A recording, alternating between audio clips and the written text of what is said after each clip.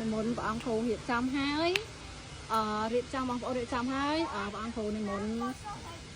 កមើលការនេះគាត់មកជុំនេះតើបើអត់ដាក់ចឹង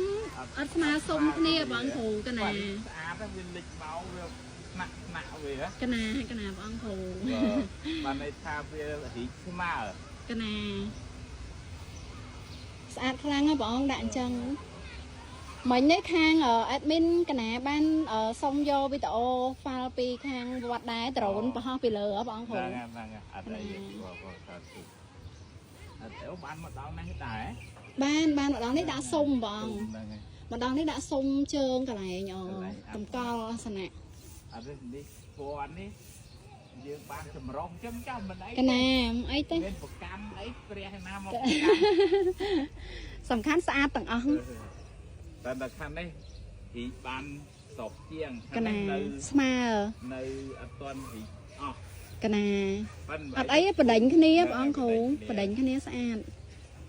មើលពីចងាយបានស្អាតកណាដល់ពេលរងថនចាក់ឡើងដៃហើយទៀតដៃប្រកាន់ដៃចាក់ដៃហើយទៀតកាន់តែស្អាតបងអង្គបានឆ្នាំហ្នឹងបានច្រើនមកបាននៅជុំវិញកណាពោធិព្រឹកទៀតបាននោះទៅដល់នោះទៀតមិញដាក់ទៅពីអតេះកន្លែងពោធិព្រឹកតូចហ្នឹងកណា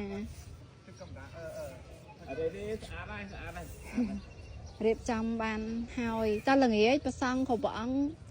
តែងភ្លើងហើយនៅព្រះអង្គគ្រូតែង